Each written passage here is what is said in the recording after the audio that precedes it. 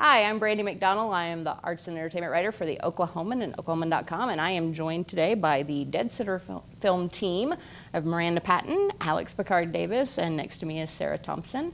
And we're getting ready to have DeadCenter Film Fest 2021. The 21st annual DeadCenter Film Festival is upon us. It's going to be, I believe it's the 10th to the 20th, so mostly virtual, but there's going to be some in-person, super special fun stuff that's going on. But part of the fun stuff is new people doing new things. And one of those new things is Miranda. Jazz hands. Jazz hands for Miranda. Miranda Patton is the operations and film festival director for DeadCenter, and she started during the pandemic-y time.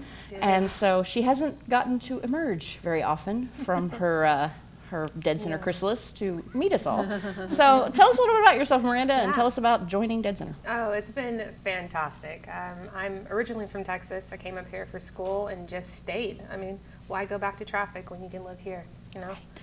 But yeah, it has been really great. It's nice to see people in real life and not just a photo on an email, footer. So it's been great. All right. And talk about planning DeadCenter for the first time. So planning DeadCenter has been great because Alex is here to help me and Sarah as well. But it's been nice to learn about the culture behind the scenes. I mean, I've always been just enjoying it and all the parties and things, but it's a lot going on. Like, it takes an army, and there are 3 of us, but it's been fun. Mm-hmm. And Alex, you are the executive director. This is your first DeadCenter Film Festival to be executive director. You sort of stepped into that role as Lance McDaniel, bless his heart. Yep. Left after 10 years of working with DeadCenter. He's now making films and doing All more sorts of wild, stuff, crazy yeah. Lance stuff.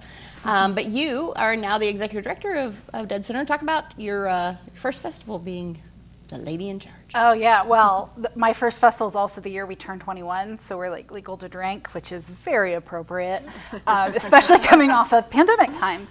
I took over from Lance in July, so have really been kind of behind the scenes a little bit more going into this festival, and it's been a great time to plan things. We've had to remain really versatile up until this point, because even a month ago we were still wearing masks everywhere. So designing a festival that can accommodate for all of the changes was a challenge this year. But we're happy to present a lot of elements that will feel very much like DeadCenter in person. The things that we loved about the virtual space are still going to be here this year. And then next year, we're planning on bringing DeadCenter back in the biggest way we can. So we're just excited to get together with people again. Like, DeadCenter was always the time where you see the people once a year anyway. So now it's been 2 years almost since we've seen some of our friends in the flesh. We've seen them behind a computer screen. So. But it's nice to kind of getting to emerge out into the universe a Yes, little bit. it is, and there's so many wonderful places to go and things to do because Oklahoma City didn't ever really stop. We just continued to create new things to experience. So we hope people enjoy a full 10 days of experiences. So, Sarah, let's talk a little about programming, because I think that this year is a record-breaking DeadCenter, even though it's a little bit of a different kind of DeadCenter still. We've got some nice numbers of films coming in for the 21st anniversary, so talk a little bit about that.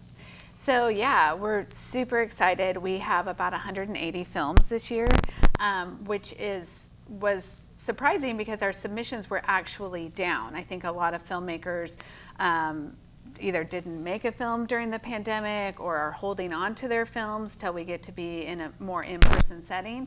But the quality was just so outstanding that we just decided, hey, we're still going to be virtual. We have the real estate versus the way that we would if we were in an actual theater.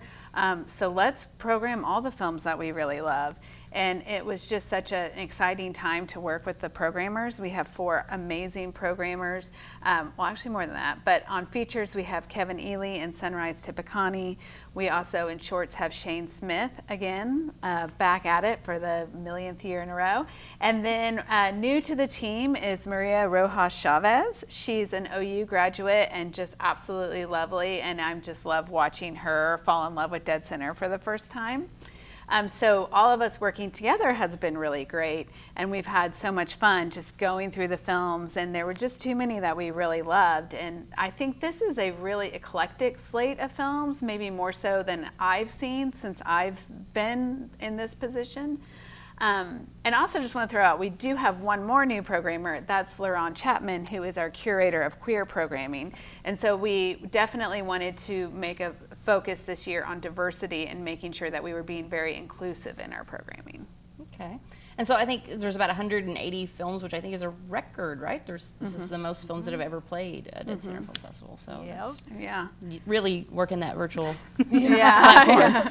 Next year it might shrink back down a Maybe little a little bit. We'll see. But I think let's talk a little bit about the success of the virtual platform, because I think one of the things that was notable last year was that people really seemed to embrace that sort of platform for the festival. That I think that you even talked about, Alex, about people would get up at 8 in the morning and start watching films all day long. So let's talk a little bit about how the success of that platform and how you guys want to sort of build on that. Yeah, it was interesting to see DeadCenter, which we've always thought of as a very downtown-centric festival here in Oklahoma, which is just has incredible support in the community. Putting that online got us into, 42 states, 24 countries. We had around the same number of people participate online. They were just scattered throughout the world, and we just had never seen that before. We've always had some travel in. Our economic impact is $5.5 million every year that we have an in-person festival, and I imagine that will grow as some people who have experienced the festival virtually decide, hey, Oklahoma City might be a cool place to visit. So we feel like that's one of our big success stories, but also just being able to offer our free programming. We have a wonderful community showcase.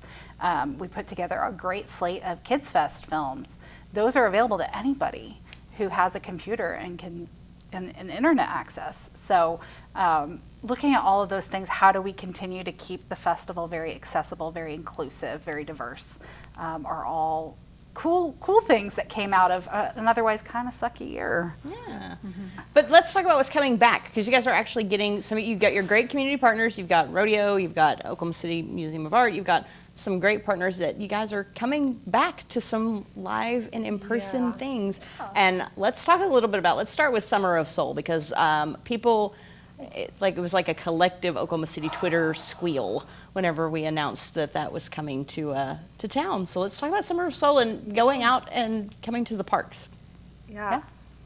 I'm gonna let you take that. I That's your am baby. so stoked about Summer of Soul. We're doing it at Washington Park, which is off of 4th and High.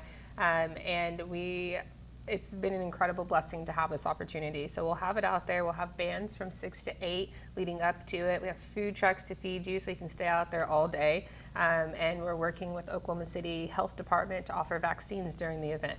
So we're just trying to make it as much of a party as possible while also being aware of COVID and the heat, now that we know that's coming this weekend. DeadCenter. That's when the heat comes. Exactly. But it'll be great.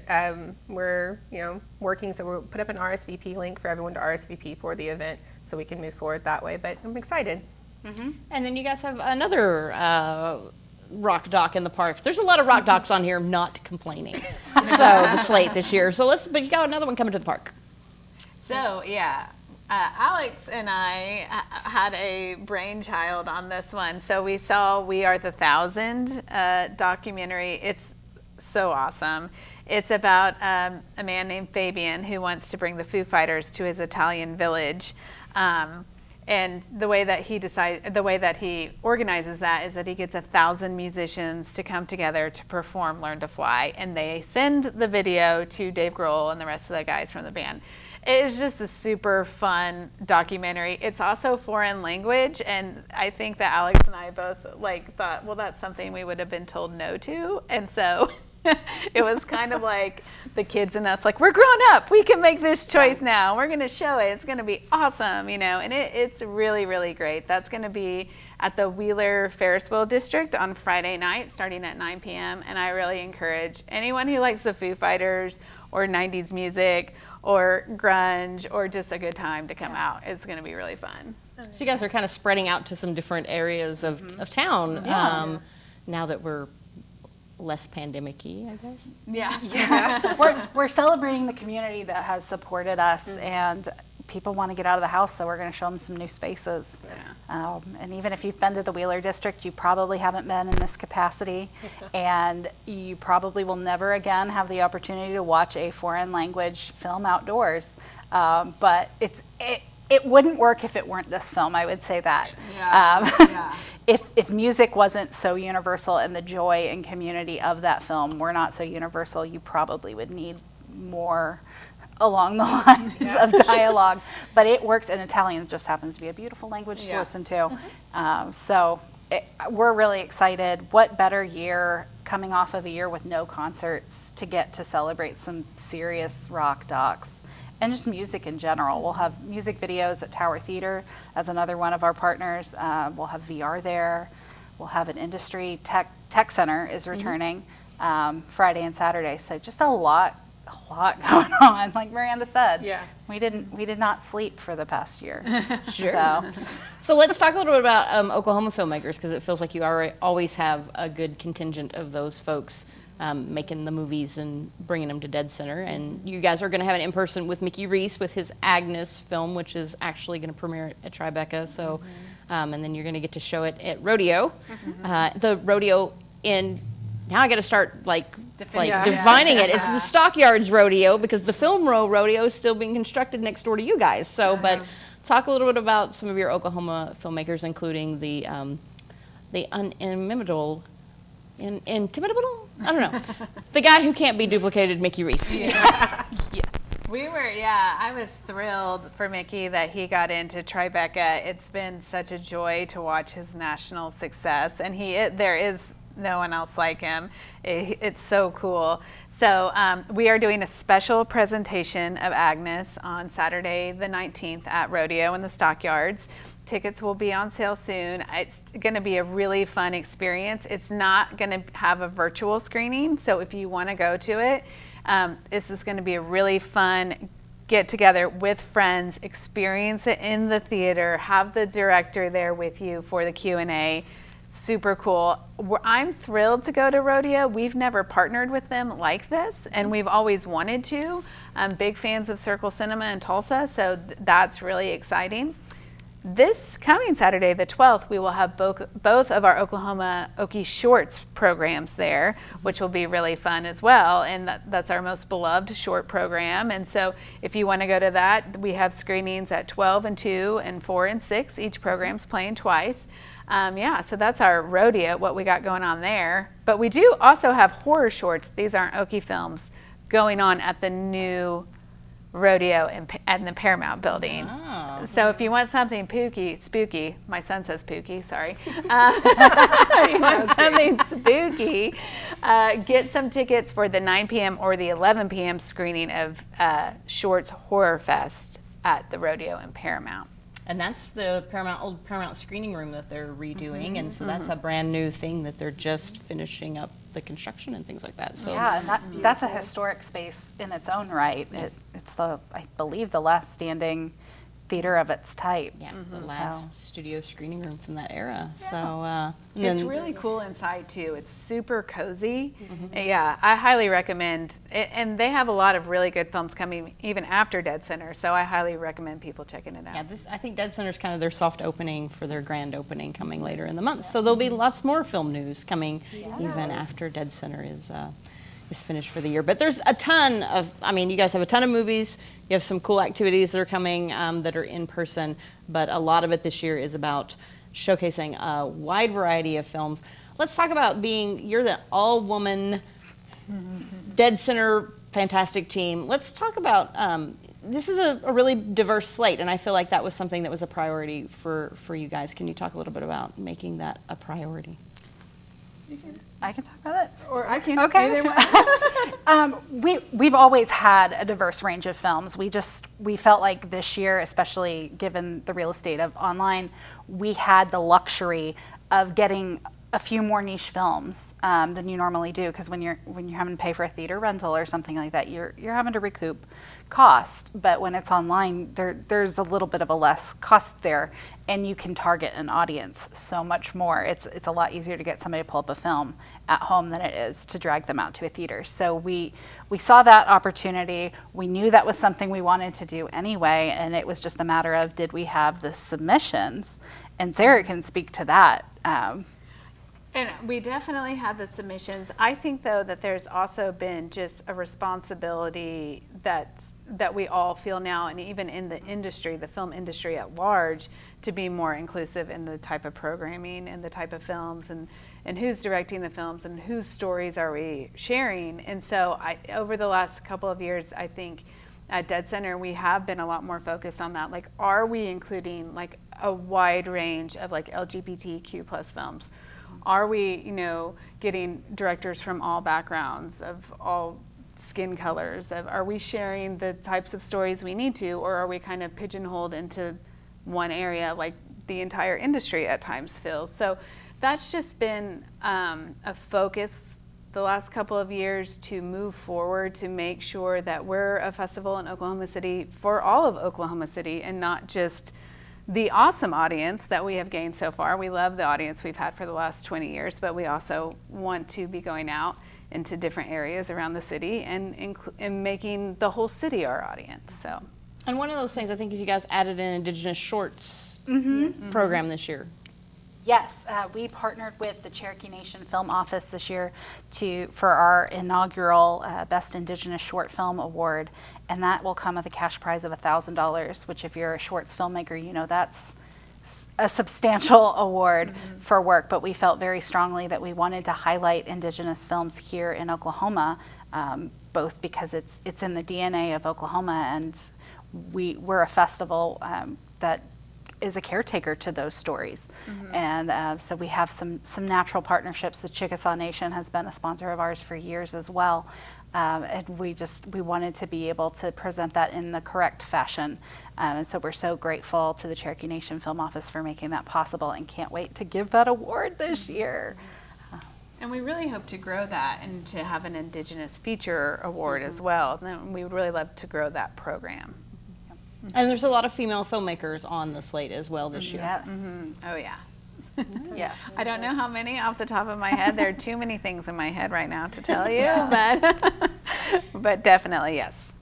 Well, you guys are a fun team, Futures female kind of team. So, looking ahead to the future, how do you guys feel about what's going to come up next? I mean, for film festivals in general, I know you're into the industry behind the scenes, Alex. So, so what do we see as the future of this?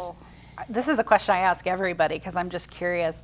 It could go a lot of different places, but what I'm confident in is that film festivals, independent theater houses have a place because they know their audience, and they can always, as we are inundated by more and more content, we have these curators for the community.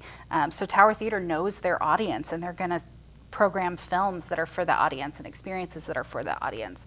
DeadCenter is always going to have a festival component, and we're going to celebrate independent film.